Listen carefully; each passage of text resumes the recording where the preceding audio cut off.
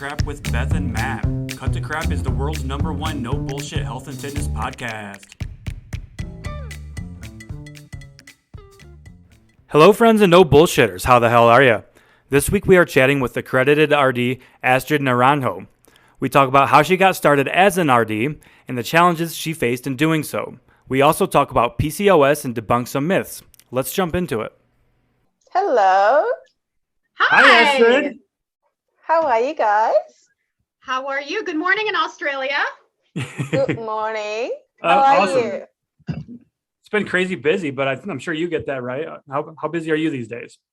Oh, all the time. I think 24 hours are not enough for me at the moment. Oh my God, yeah. Awesome. It is very, very time consuming, everything I do. So when I realize it's 2 a.m. and I haven't gone to bed yet.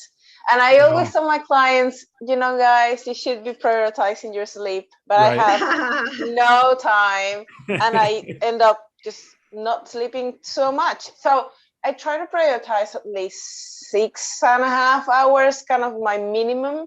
And then I sort of roll over with what I need to do. So how are you guys doing? We're awesome. We're super excited to have you on. Yes. We've been looking forward to having you on. Yeah. Love amazing. seeing you on TikTok. Oh, thank you. Yeah, how's I'm TikTok so going for you these days? Are you getting your foothold there yet? What is that? Are you getting settled in on TikTok? It is hard because again, it's like my strength has been developed in Instagram. So sort of trying to change the focus or the approach with like TikTok is a little bit different. And like I'm just not sure how to go about it. It doesn't have to be that complicated, but my mind is like you have to do this and edit it in a way that is going to be very creative and grab people's attention. So I'm still trying to figure it out, especially when you're trying to do the hook and that stuff. And like, oh my goodness. Yeah. The key is just to not overthink it and just press record and go.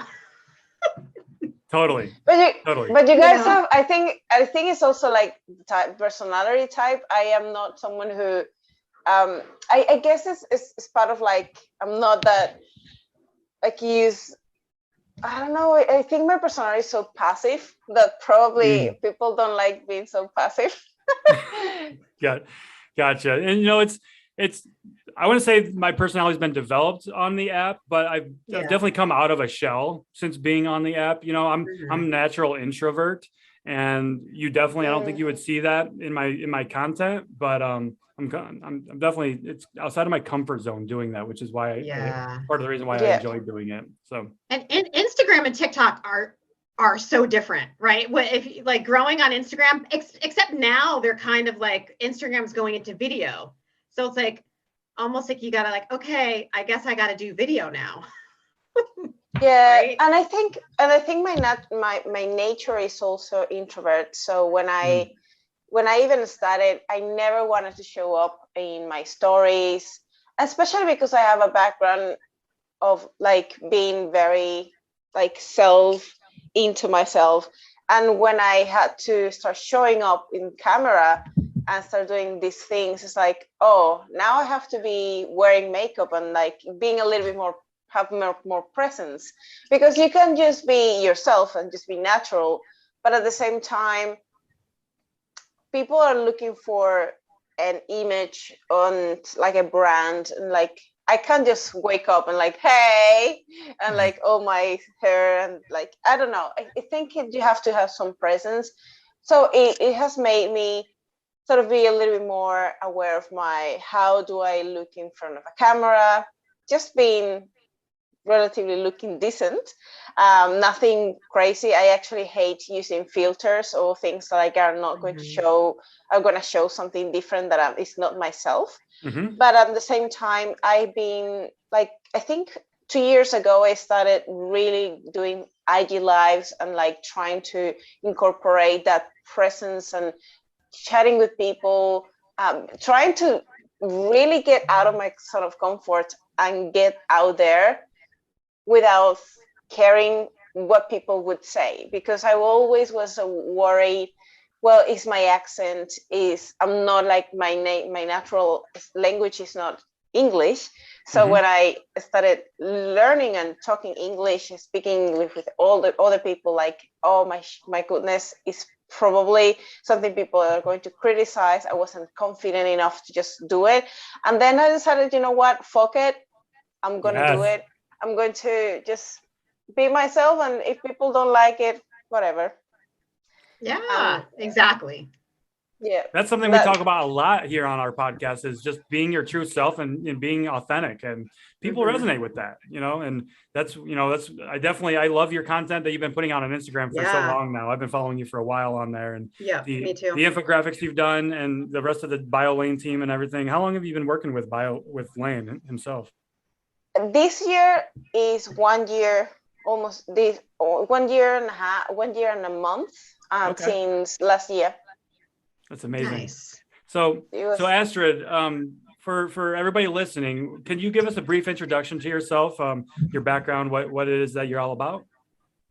Absolutely. So do you want the short version or the long version? Whichever version you feel like giving us. Yeah. There are no rules here. Okay, so I obviously was born in Venezuela. I don't know if you guys know where in South America, Venezuela is. So I pretty much spent the majority of my life there. I've been in Australia for 10 years, almost 9 to 10 years. I grew up there, and then I studied dietetics, my bachelor's degree, as well in South America. Did a little bit of private practice as a dietitian, and I also started my fitness journey when I was 12. Very young age, I started mixing with a lot of fitness people. I started teaching as a personal trainer and instructor in like fitness classes when I was 15. So you would see me at 15 teaching fit combat and like boxing and the steps and all the classes you would imagine. And I was in love with that. So just back forward, I did my degree in dietetics because I felt like that nutrition has to do a little bit more in this game that we think it is. And I see a lot of people giving like in the gym floor, giving diets with no, like they were using the same diet for everyone. It's like, this doesn't really make sense to me. So I didn't know very much about it, but I always had in my mind why some people lose weight faster, some other people don't lose weight as easy, and like interested in metabolism and understanding those things. So when I did my bachelor's degree, my first focus was, I just want to learn how to do a proper diet and how to design a proper diet. But I didn't know what nutrition actually was, or like how comprehensive, how big you would, like how many things you would see within the career. Yeah. So when I am doing my bachelor's degree, I realized that so much more. It's not just about diet, it's about mindset, behavior, all the components of genetics, health. So many things that impacts your like nutrition, your health, how you look, how you behave, your neurochemicals in your brain. There's just so much stuff. So it's like, oh my goodness, nutrition is amazing, but it's like, I didn't want to study medicine because I didn't want to study all my life, but nutrition is pretty much so I pretty much just study all the time because it's something that is always emerging, evolving. And I am definitely in love with my career. When I finished my bachelor's degree, I did a little bit of working and teaching in like creating workshops for like general population at gyms and personal trainers, just teaching the basics of nutrition based on true evidence and like breaking some myths that they were so common out there. Yeah. And that was very, very positive. and giving me more confidence to just go out there. But then I moved to Australia. So when I moved to Australia, obviously no one knows you, and I had to start from zero. And that means start from not knowing anyone, not having a platform in English, have to develop your new language. It's like I have to reborn. Right. I actually did my master's degree here at Bonn University, which means I also had to improve the level of my English to a point that it was competent enough to do a master's degree. And I was the only one beside another girl which was Brazilian that were international students. And the rest of the people, which were like other 14 people, were Australians. So it was very hard for my self-confidence to just being able to say, look, I have to do presentations, assignments, work with other people that English is their native language, and have that confidence to get out there and do the things, feeling like I was doing enough. So I always had in that period when I was doing my master's, that lack of self-confidence. I wasn't feeling that I was doing enough. I was always doubting myself. Like, it was a really hard period for me to really get out there. And in my head, I always knew what to say. It was like this perfect script, but when I was going to speak it out, my tongue would just say whatever it wanted. I do that every day. Oh, yeah, same. But it was quite frustrating, because I would know exactly what I had to say, and I had that perfect movie in my head. Like, oh, this is what I'm going to say. This is how they're going to sound. And when I started speaking out, I was like, fuck, this is not sounding how I perceived it was going to be. So moving a little bit forward, I finished my master's degree. I did a little bit more extra research for my final year for two. There were two subjects in research. So I did a little bit of research in there and clinical background. Okay. Working in a few hospitals. Finished that, and I started as a clinical dietitian in a rehab setting and mental health setting. So I've been working in a hospital for 5 years as a dietitian in rehab and mental health. And sometimes I go and I do cover for like acute hospital clinical nutrition. So that is kind of what I do part-time. That is also something I do on a regular basis every day for about 5 hours. And then after that, I do online coaching and social media and everything else. That's amazing. Wow. 24 You definitely are busy. Yeah. 24 hours is not enough for you. Yeah. No. Oh my goodness. Wow. Yeah. So that's just me in a nutshell. I started working with Team BioLane 1.5 years ago, and it's been a really nice journey. Before that, I met Lane and Holly like 3 years ago or something, that I started creating content for them. Infographics and all of those things that they were putting it out there. I was creating some of that for them, looking at research and putting it into infographics and things like that. So that was my first point of contact with them. I did that for like 1.5 years. Then I moved to working on my own for as an employee for like about 8 months for Clean Health Fitness Institute, which is a online platform, educational platform here in Australia. And I did that for about 8 months on top of my hospital clinical job and on top of my online coaching. And so 3 jobs at this point. This is too much. But it was a great sort of way to do something different in the area of nutrition, and also how to teach and how to talk to personal trainers and other coaches. So that was really nice to look at how do you go about not just being a dietitian, but also being an authority that have to teach other people. So that was a good experience. And then I started with Team Violin. So that has been sort of like all over the place. Came full circle. Yes. Yeah. Love it. And with your work with other teaching other trainers, that really helps you develop those people skills. But not only that, when you went to Australia, that was a huge learning curve for you too. So I'm sure having to learn, English, that really helped you break things down probably in a way that could help other people understand it, right? Especially because with your strong background in research.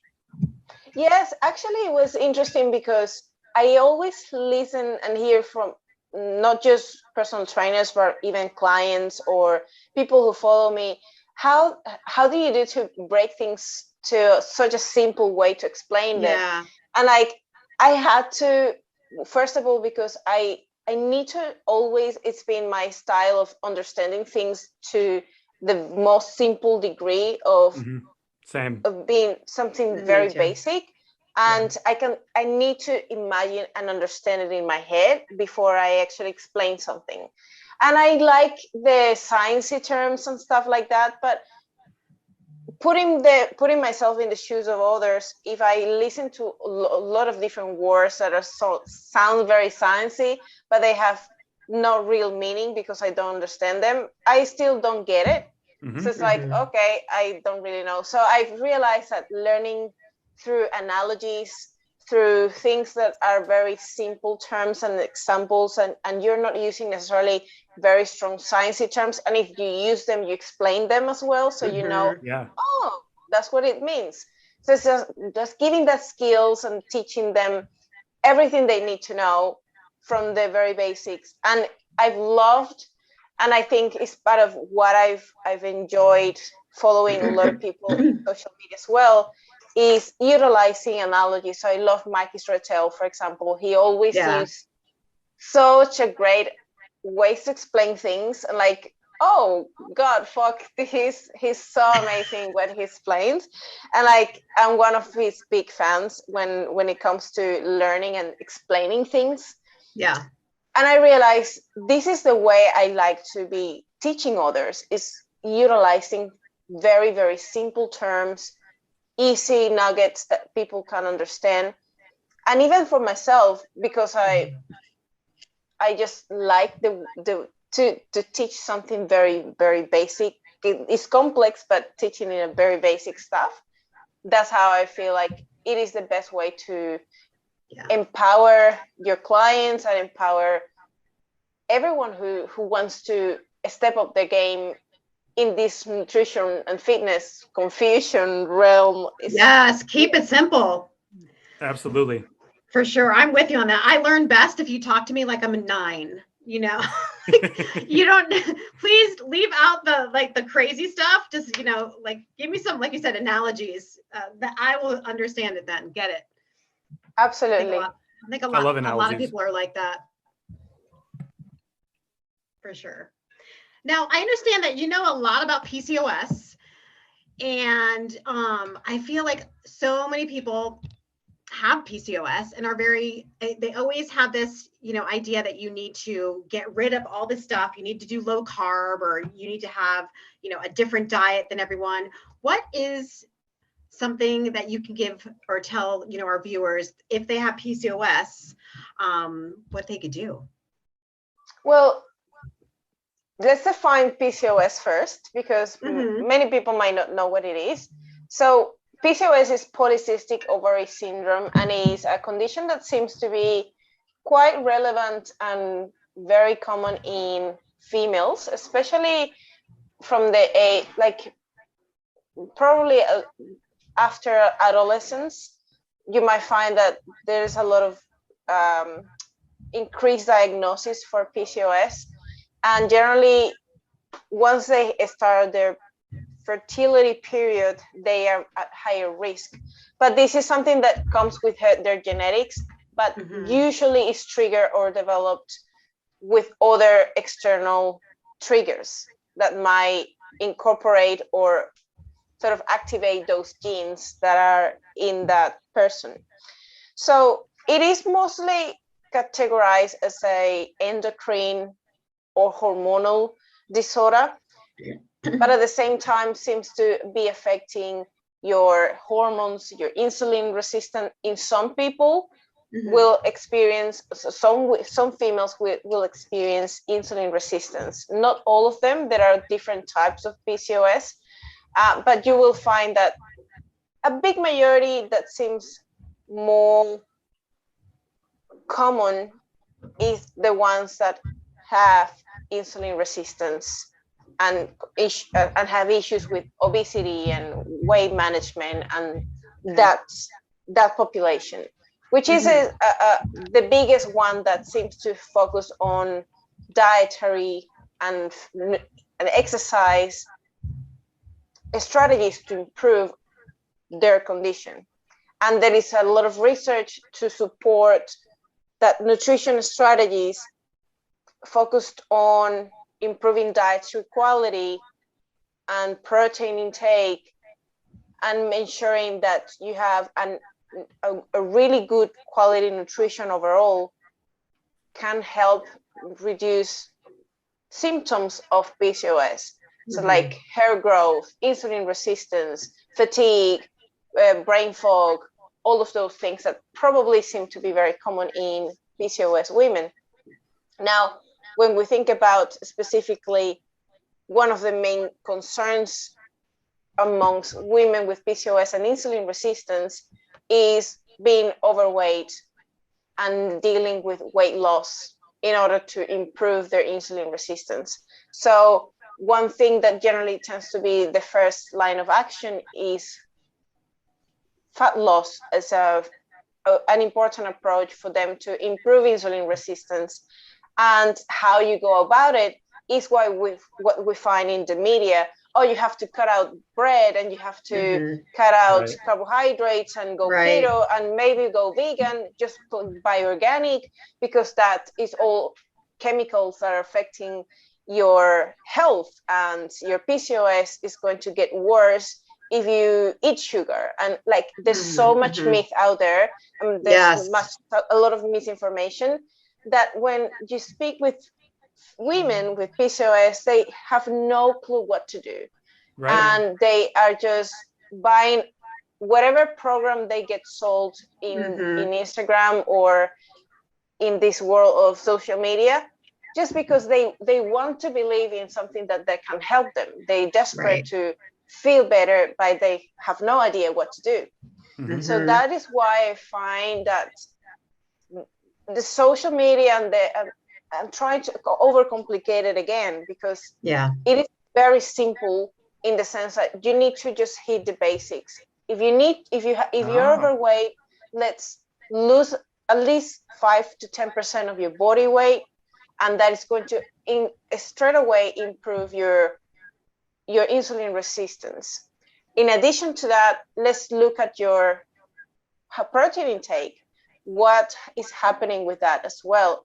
The quality of the carbohydrates. If you do have insulin resistance, the quality of the carbohydrate, the amounts you're consuming, the distribution, the frequency is going to be far more important than not eating any carbohydrate whatsoever. And we want to always ensure consistency and adherence to any diet. So any diet that you put a client on, if they can adhere to it, it's not going to work. So it could be the perfect diet in paper, but it's not applicable to them. It's not going to be something that they are going to follow. So there's no point for them to have the perfect diet. So looking at carbohydrate quality, frequency, fiber intake, protein, and also then we look at the lifestyle. Are you exercising, resistance training, growing and getting more muscle in your system? That is one thing that is going to also increase insulin sensitivity. So you want to make sure you're doing resistance training on a regular basis. And in fact, there seems to be that females with PCOS tend to respond even better to to resistance training and develop muscle much easier because of the levels of They have higher testosterone, than non-PCOS women. So they actually have a little advantage when it comes to go to the gym and grow muscle. They will put muscle much easier than other people. So that is a good thing. I was speaking with Lyle McDonald's on one of my interviews about PCOS, and that was one of the things he mentioned that really is an area that has some good things and not so good things, but you are able to have a really good life and good quality of life if you know how to manage certain basics of that. And stress management and sleep is also very, very important to manage that condition in a much more optimal way. Yeah. That's amazing. You really, I mean, the emphasis on getting back to the fundamentals, right? The basics, right? And that's something, I mean, that everybody should be doing that, right? No matter what your condition is and no matter where you are in your life, everybody can benefit from focusing on the basics. So, don't have to be doing these extreme crash diets or anything like that, because that's something we hear most often with PCOS, right? Is you can't have carbs when you're eating, or when you have PCOS, where, like you were just talking about, it's more about the type of carbs, right? So what type of carbs would you say is better? Is that like a better complex carbs and more fiber and things like that? So research suggests that you should be aiming for lower GI, higher fiber, more fibrous type of vegetables and carbohydrates overall, whole grains. It's not saying that you shouldn't be eating just normal carbs or sugar. That is not what it says. But like, as always, you want to look at the context of things. So looking at nutrition, you always want to aim for a really good balance of quality nutrition. So we're looking at 80-20%. So 80% of your nutrition or carbohydrate containing foods should be coming from vegetable, fruit, higher fiber sources, whole grains. 20% of that could be your soul foods. You can have your cookies, and you can have things that are not necessarily considered very nutritious, but still fitting your overall nutrition. It's more about that balance. And also, if you have more issues with managing your blood glucose levels, you want to be a little bit more stricter perhaps in the beginning while you're trying to get things into a better state. Once you pass over that, you are able to put your insulin resistance in remission if you're able to get things in a really good place. You're able to lose some body fat if you struggle with that, because losing body fat is proven to increase insulin sensitivity by default. And also the fact that you are able to have probably more muscle that is going to increase your insulin sensitivity even more. That is one part of it. And then when we look at diet specifically, if you sort of shift the amount of nutrients you're getting from protein, and also the type of carbohydrates are higher in fiber, the amount of the speed glucose enters to your bloodstream is slower. So the release of your glucose in your system is going to be much more steady rather than higher peaks on a regular basis. So you also want to create a structure. Instead of grazing throughout the day, you're snacking every 5 minutes. You have a very good structure where your body is expecting to have bouts of insulin and bouts of blood glucose to rise and get back down. But in those in-betweens, you want to have some space for your body to process everything and get your blood glucose to where it should be. So allow your body to release that insulin and get it to where it should go. So it's all about the basics of having a structure, keeping things in balance and in perspective. Like, you also want to have a life, you also want to have quality of life, and that involves allowing yourself and giving yourself unconditional permission to have the things you enjoy. And that has to be part of the plan of managing PCOS. It's not like you have PCOS, you're doomed, you can't have anything else anymore, you can't enjoy social life because you can't have cake or something that you really enjoy. Again, it's about how often do you have a cake. Is it every day? Probably it's not optimal. Now, if you do have that once a week, that's fine. It is about just getting things into the right perspective. And when you say, you know what, you can have whatever you want, but let's try a good structure. Let's aim for a much better nutritious diet overall. You ensure that person is going to have a happier life, and also you're going to ensure much better adherence to begin with, and probably less binges and a better healthy relationship with food. So we're looking at the big picture, and that's why we gotta simplify things. Yeah, absolutely. And I love that, you know, people with PCOS are not doomed. And I feel like a lot of times they think they are doomed because of all the noise, like the unsimplified stuff that they hear. So they're always searching for something that's, you know, really restrictive in the meantime, and doing that over and over and over again. And when really it's just getting down to the basics.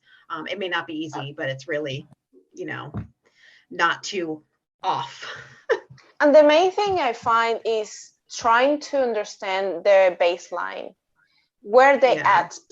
Just take them where they at and walk with them to a better place or to a better level. Just try to understand what is their lifestyle, and rather than changing everything at once or telling them what they're doing wrong, understanding what are the aspects that they are doing well and what are some of the things they might be able to upgrade or change. So is it, okay, let's look at your exercise. Okay, you're maybe not exercising, you're only exercising once a week. Maybe let's try to do twice a week and see how things go.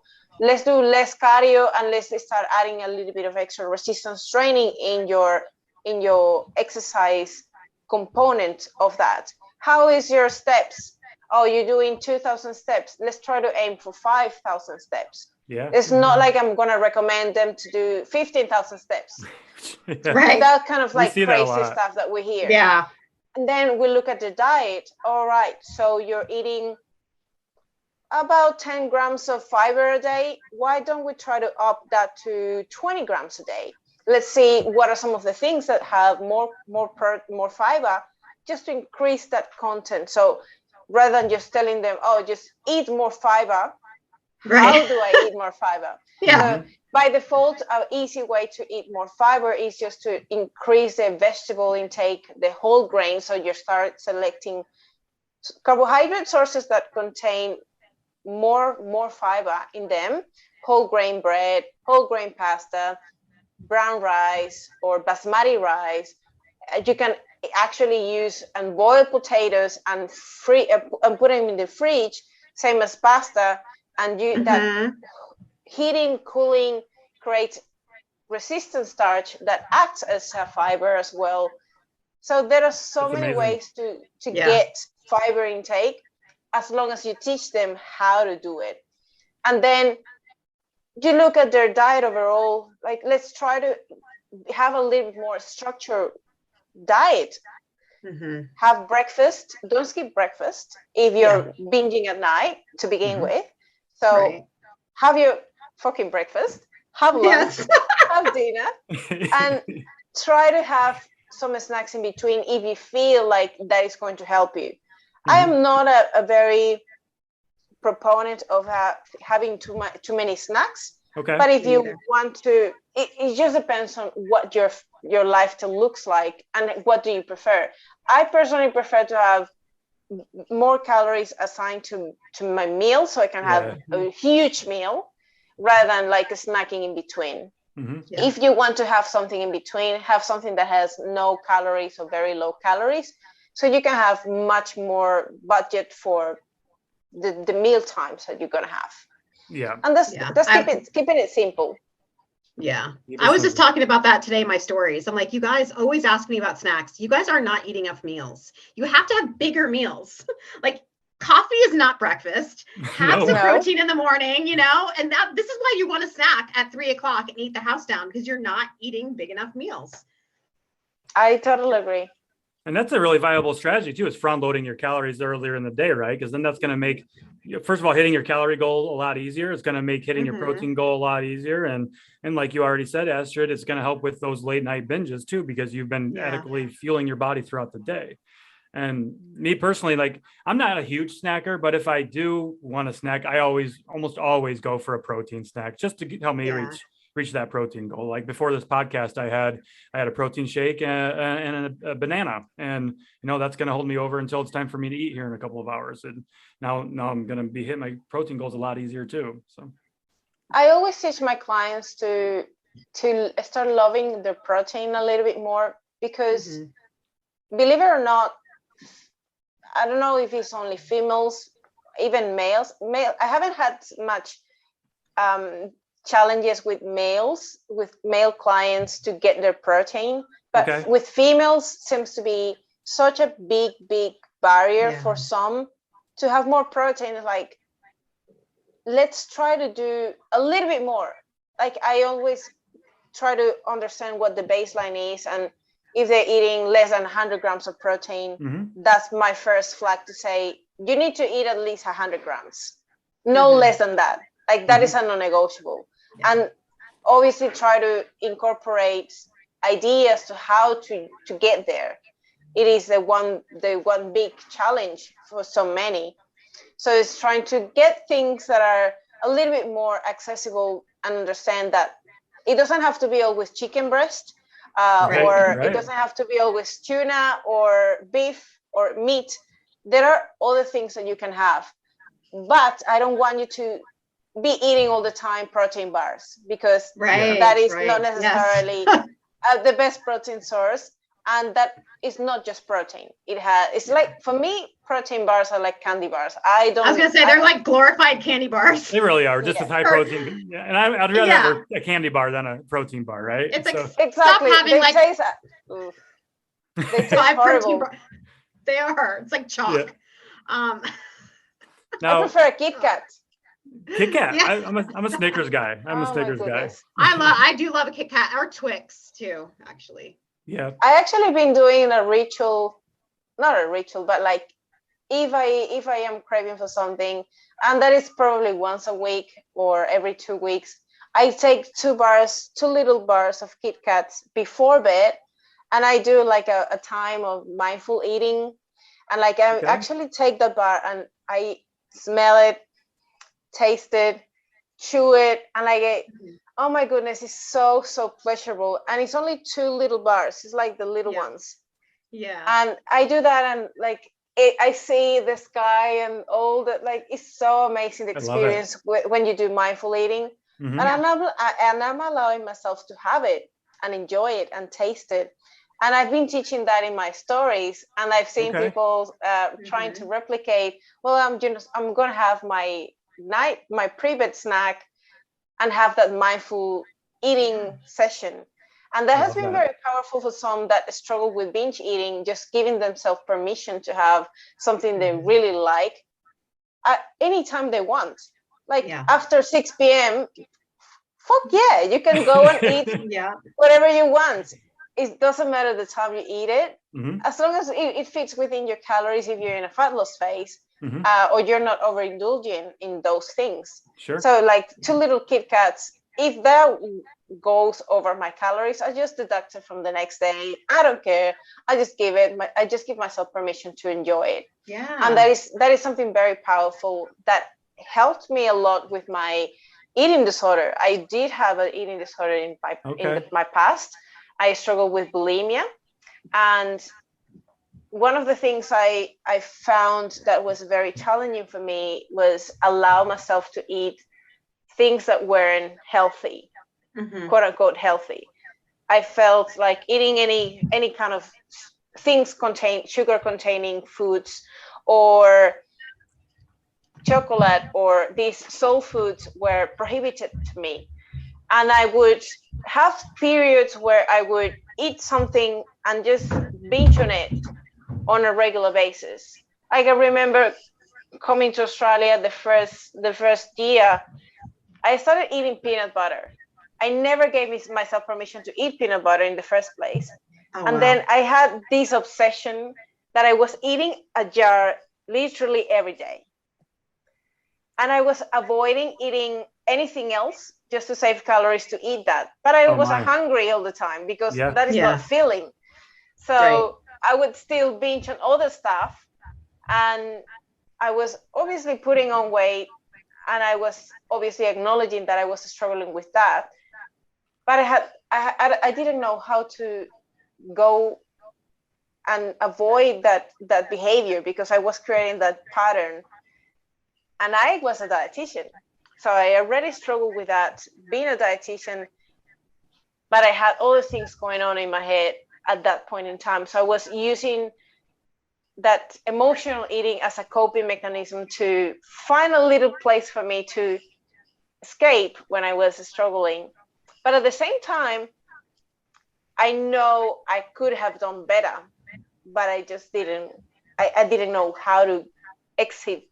So it is interesting when even us as coaches and experts, we have struggles and we have a lot of issues that even if we know what to do, sometimes we just find ourselves trapped and it's difficult to get out. And that's why we are so relatable to so many clients, because we have been there. We have a struggle with eating disorders or with weight gain, fat loss, with like all of these things. It's easy to tell someone, oh, just do this. If you haven't experienced it, you probably can put in their shoes and understand what are the barriers, what are the challenges. Exactly. And when you understand what the challenges could be, it is easier for you to be more compassionate and have an approach that is going to be at the level of the client rather than just knowing the theory, which is fine, but how about trying to get to the level of the client or your patient and understand what their struggles are. And understanding that it's everybody's individualized too, right? There's no one size fits all approach for everybody too. Exactly. If you have never experienced something, any adversities or any challenging times, you might not understand that. Well, this worked for me, so it just works for everybody, right? Yeah. Yes, absolutely. So I'm curious, Astrid, you talked about a couple of myths, but what are some of the biggest? We love talking about myths on this podcast, as you do on your content and we do on our content as well. What are some of the biggest nutrition myths and misinformation that you're seeing right now? Oh my goodness. Where to start? Yeah, where do you start, right?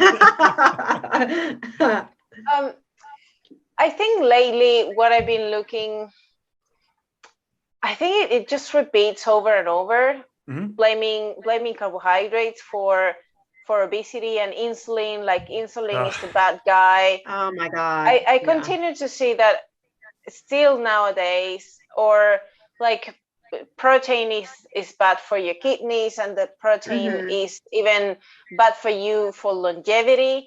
If you eat more protein, actually shortens your lifespan. That's insane to me. Oh my God. Like protein is the building block of our fucking bodies. Like, and people are telling us that it's bad for us. Like, come on, let's be real here. I think they based that statement in a research paper that came out looking at flies that they were giving them more protein and they were dying earlier. Flies. You say flies? Yep. Not even rats, flies. Fucking flies. Wow. So I was like, oh yeah, I'm not a fucking fly. Yeah, that's the first I've heard that. A fly. Right? Holy shit. People will take anything and run with it as long as it fits their agenda, right? Yeah. Exactly. Or like you need to just eat a lot of plants. But then we have the other camp that says you actually shouldn't be eating plants because they are bad for you. They have their own defense mechanisms. And every time you eat plants, you are eating polyphenols and chemicals that are actually bad for your health. Yeah, we hear that a lot actually with carnivore, right? Yeah, exactly. And that seems to be something that seems to be gaining popularity. And I was looking at watching, I don't know if you guys watched that video as well. I don't know who the hell is that guy, but he was eating brain. Oh my God. Jesus. Yeah. And raw egg and like, oh shit. I was just gagging. Like, in what universe do you have to be from where you think eating raw brain like that is just normal and something that everybody, the general population, is going to fucking do? Oh, goodness. It's insane. It's just like crazy stuff that I see people doing. Or on the other hand, we see people thinking, because carbs are bad, I'm just going to eat everything I eat that is high fat is not going to increase my insulin, so I can eat whatever I want. So you see people putting butter on their coffee, or just eating very high fat diets without tracking their calories. And then you wonder why they're still gaining weight. Or start getting health issues. Correct. Yep.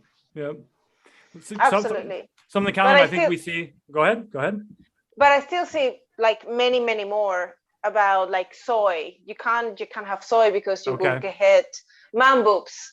And like, no, it is actually safe. Or like around creatine, that creatine is a steroid, or like it's hair loss, or bad for your kidneys. Hair loss.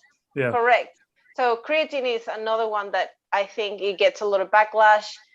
I have heard women avoiding drinking whey protein or things like that because that makes them bulky. Just by drinking the whey protein alone, like nothing else. Yeah, it's another steroid. and right. And women are just so conditioned to believe that anyway, right? Like, you can't even look at weights or else you're just going to blow up, which is so much further from the truth. Like, you have to be very, very intentional and working very, very hard and being very dialed in with your nutrition and workout for years in order for you to get results like that, right? Yes. And the other things I hear very often is you definitely have to stop eating traditional foods and have more organic food because it's healthy and is better quality.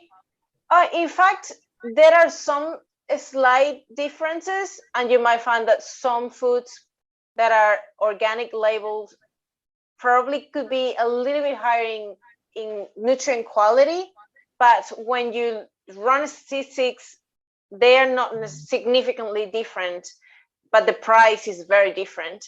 And you might find that if you have to buy organic and you're taught to just eat organic foods, you will eat less fruit and vegetables. The accessibility to those foods is lower. And it actually, sometimes I've seen people affected the relationship with food because they feel like nothing that they can eat can be just normal. There has to be these clean foods and organic, and if it's not organic, if it's not clean, they have to avoid it. So it's like, I don't know what to eat because I just can't afford it. So I end up buying stuff that I just fits into that agenda of being clean, but I'm not eating enough fiber, I'm not eating enough vegetables because they are so expensive. It's like, or like even canned or frozen vegetables, they are labeled like they're bad, and actually no, they're not. If you find that is the only way that you can have vegetables or have that accessibility, go for it. And that's why a lot of people are like, well, I can't eat that way because eating healthy is too expensive. It's like, well, actually you can get frozen vegetables and, like you said, canned vegetables, and that stuff is okay. And it's still good quality. Still good quality. And that comes from a place of, I mean, in my opinion, when people tell you to avoid those things, that comes from a place of privilege. And again, what we were talking about earlier, those people that are saying those things most likely haven't experienced financial hardship in their life, Yeah. or they just don't have that empathy for one reason or another. They can't put themselves in other people's shoes. I agree totally. It's like when Kim Kardashian said recently, her number one piece of advice for women entrepreneurs, work fucking harder or something like that, right? What was it? Right. Like, yes, Kim K, that's great advice, you know. And there's our first ever Kim Kardashian reference on the podcast. Yeah, and last. Oh my No, I'm just goodness. kidding. Awesome. Oh my goodness. Awesome. So what else are you up to these days, Astrid? Well, at the moment, mostly trying to up my game with video content. Okay. Organizing a trip to the US now in June. I'm hopefully going to Miami, Tampa, and Orlando for Gonna meet a up with little Lane bit. and Holly? Yes, we're going to meet Nice. finally again. So that's going to be good. It's been looking forward to that. And what else? Planning my honeymoon since 2 years ago that we weren't able to pandemic. Travel. Oh wow! Yes. Well, congratulations. Yes, congratulations! Yay! That's exciting. Where are you planning on going? We're going to go from here from Australia. We're going to fly to London and take a cruise that goes across the ocean to New York, and then come back. Amazing. Wow. That's amazing. That is going to be cool. I love That is gonna cruises. be amazing. I've never been cruising before. I love I traveling, haven't but I've either. never been cruising. Yeah. me either. Is another level. You wake But- up in a different spot every day, right? So Mhm. It depends. It Just depends about. what trip is, but yes, you could probably wake up in different places in I guess different the one you're islands. doing, it's going to be, you're just crossing the ocean, right? So It will have some spots where you Okay. you stop along the way. You'll stop in Halifax. I have no idea where it is. okay. Somewhere else I think in Portugal or something like that, and Boston, Mhm. but Massachusetts. Yep. Yep, that's near me, Boston. Yep. Yeah, and then New York. So Amazing. it'll have some spots in the way. It's like 12 days, Okay. a few days cruising and a few days staying in those places. Solid. But honestly, when I am on a cruise, I don't really want to get off. It's like I only want to be in the buffets, just eating. I love it. I don't blame you. That's probably where They I'd really be too. dial in those cruises, though. You can do a lot on those boats. You have everything there. You have gyms. Yeah. I actually love when we actually I'm parked in a place because everyone get off and like the whole ship is for yourself. Like it's no one there, and you can Like fucking ghost town. do whatever you want. But it's good. It's nice. Mm-hmm. Yeah. Amazing. Oh, I love it. That's going to be so awesome for you. Yeah, excited for you to come meet up with Holly and Lane. That's super exciting. Where are you guys located? Me personally, I'm in Ohio. Okay. And I'm in Maine, about 3 hours from Boston. Oh, okay. Yeah. That's cool. I'm in the middle of nowhere. Hopefully I can meet you guys soon in person too. That would be cool. That would be That would amazing. be fantastic. Yeah. That'd be amazing. So So Astrid, Yes. why don't you tell everyone where they can find you, all your social media handles, your website, everything. You basically can find me most likely in Instagram, is where I am the most. Diet_dietitian. You can also find me in my TikTok that I'm growing. It's a little one, a little we'll get you baby. there. You'll get there. You'll get there. Yes. I actually don't know if it's Astrid Dietitian or something like that. I think it is a little different. I'll look you up and we'll put it in the notes. We'll put it in we'll put it in the show notes. Yep. And my YouTube channel, which has basically with my name, Astrid Naranjo RD, which will probably give you or show you all the interviews I've done in the past with different fitness guys and nutrition guys as well. Okay. And you guys probably will be there too soon. Ah, yay. Woo! We'd love to. That would be awesome. Yes. Now, And- if someone wanted to contact you for coaching, Yeah. how would they do that? You can email me to astrid@biolane.com, or just send me a message, a DM in Instagram, and I'm always straight back to reply, and I send you to the right place. Amazing. Awesome. I love it. Astrid, thank you so much for your time today. It was a pleasure meeting you. Yes. Was awesome. Thank you so much for having me today here. Our pleasure. Yeah, it's been a pleasure, and have a great Thursday. We're still Yes. we're still in Wednesday. we're getting through it. We're getting through it. Yeah, right. I'm gonna have breakfast and head to the hospital now. All right. Well, crush that breakfast and have fun at work. Yes, it's great talking to you. We'll see you soon.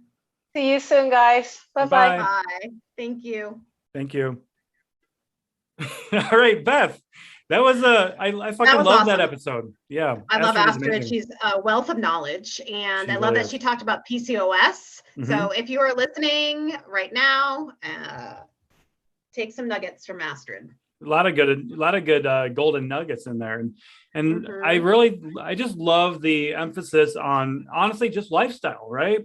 Yeah. That's there is no Where there really isn't anything crazy, is it? no, really not, You guys, and stick to that- the basics. Once that again. might be a tough pill to swallow, but Yeah. there are no magical pills, No.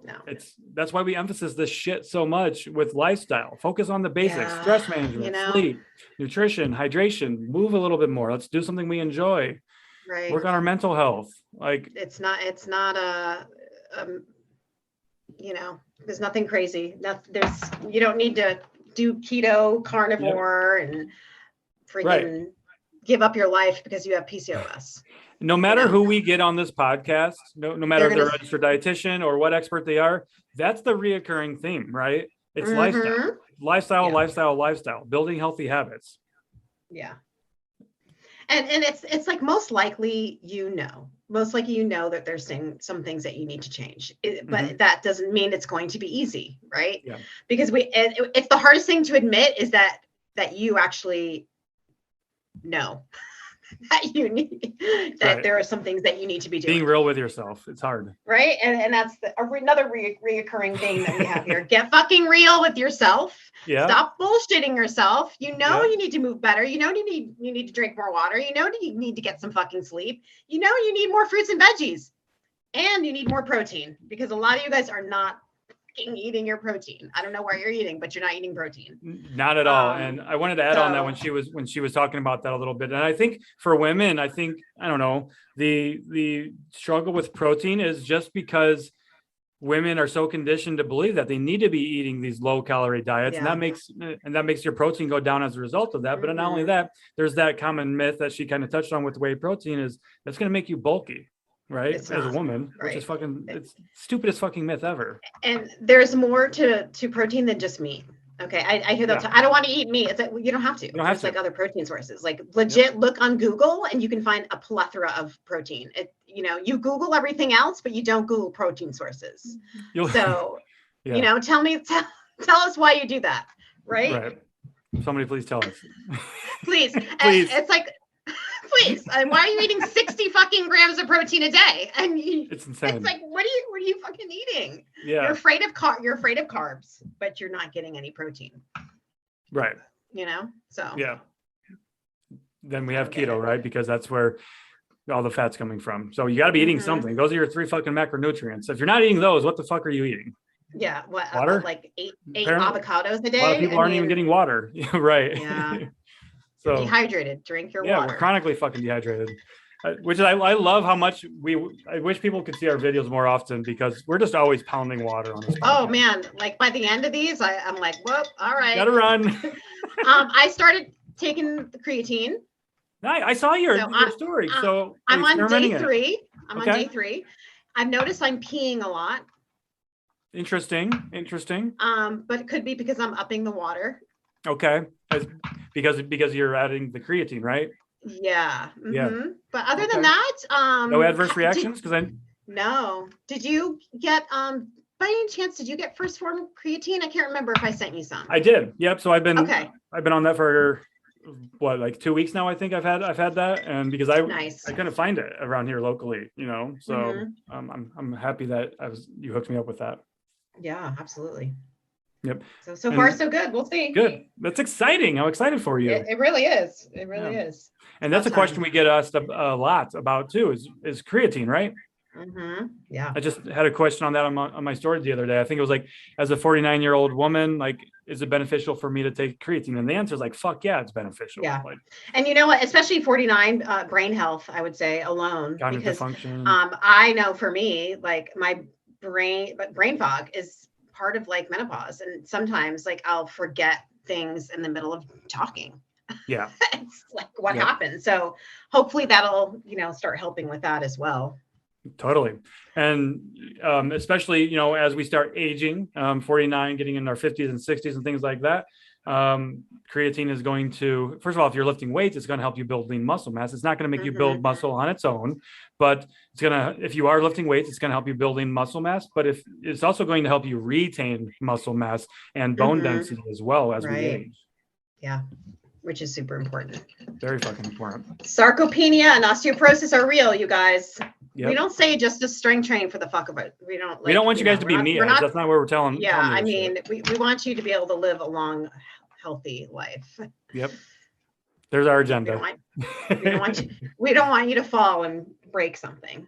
Yep, for sure. There we go. Right. Cut the crap with Beth and Matt. We do not want you to fall and break something, guys. No, and by the way, let's talk about our Patreon. Yeah. Oh, yeah. We definitely have to talk about that for a moment. You guys, if you are listening right now, still, thank you for still continuing to listen. Why aren't you joined in our Patreon yet? If you haven't, I love the feedback we've been getting. Oh my God. The people, everybody, of the food. Our patrons are fucking loving the recipes. Like the buffalo cauliflower dip. I've been seeing that one a lot. The desserts are fucking phenomenal. Yes, the protein dessert. That was one of my recipes actually. Was it? Look at that. I know. So amazing. The Patreon guys, really quickly, we're not going to beat a dead horse here, but $5 a month to become a patron of Cut the Crap with Beth and Matt. You can support the podcast, support our content, and also get some amazing stuff in return. For $5 a month, you're going to be getting those monthly workout plans and the monthly challenges. And then Beth, what do we get for $10 a month? That's amazing, right? $10 a month, you get the same thing: monthly workouts, monthly challenges, and access to Now We're Cooking, which has a ton of recipes, which will be getting new recipes every single month that are low calorie, high protein, family friendly, kid friendly. And actually Hunter is working on incorporating them so you can add them to MyFitnessPal very easily. I think they're doing batches of them because it takes a while to create a recipe. You guys know there's a lot of work going into this stuff behind the scenes. Yeah, there's a lot of work, and you're basically getting a steal. Probably no one else will have this opportunity with Now We're Cooking. And I know my clients are soon going to have access to it at some point. I'm working on that, and I've been thinking about that myself for my one-on-one clients. Too. Yeah. So it's a no-brainer. The added value to our current clients is going to be insane, and the value that people are getting from the Patreon, if they do that, is insane, even more insane, honestly. Yeah. You guys are always asking for where do I start in the gym? Well, this is perfect, right? Yep. And also, what's important to know with these workouts is that they are as hard as you make them. Okay. Ooh, good point. All right. So just so you know, if you're finding the workout to be easy, start where you are. And then you can, like I said, make them as easy as hard as you want.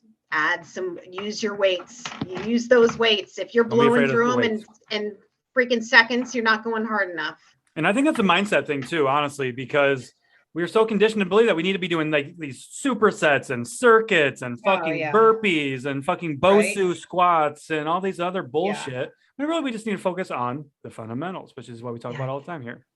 Just because you're not sweating does not mean you didn't get a good workout. In fact, when I go to the gym at 6 o'clock in the morning, I'm not drenched in sweat. I probably ever, actually. Yeah. I may get a little hot and have to take my sweatshirt off, but I'm not drenched. Like, I don't, Right. my heart is not like fucking like out of my throat. Yeah. So, you know, Totally. I don't throw myself on the ground. We need, like it's a all about fucking fish. our expectations for this shit, right? Yeah. Fitness, Yeah. nutrition, everything.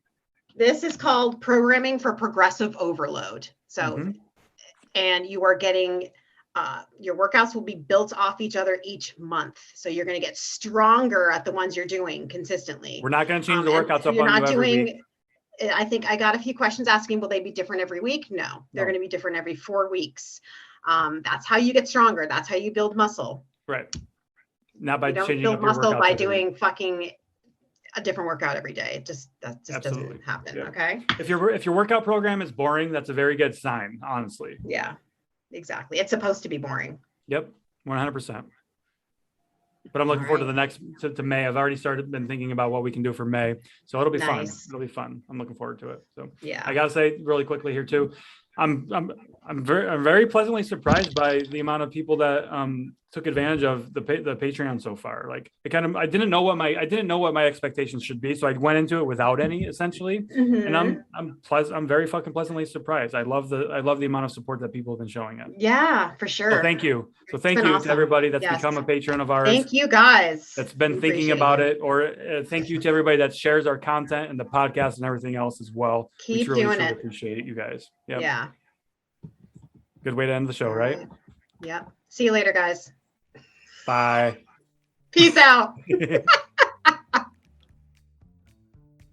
And that is a wrap for this episode of Cut the Crap with Beth and Matt. Did we help you cut through the bullshit? We want to know. Send us a DM on Instagram and share your thoughts. We'd love to hear them. And if you did find this one helpful, why not share this episode with a friend? I know I personally love it when a friend shares their favorite podcast with me, along with a text saying, "Oh my God, you have got to check out this podcast. You'll love it." And of course, don't forget to subscribe to the podcast so you don't